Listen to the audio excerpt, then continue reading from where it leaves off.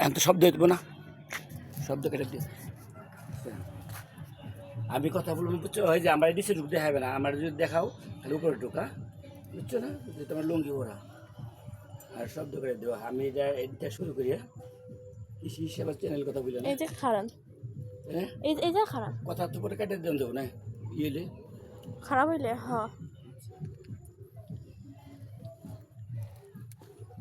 শুভ বিকাল। খারাপ আমার কিন্তু হ পড়তুক না বলেন।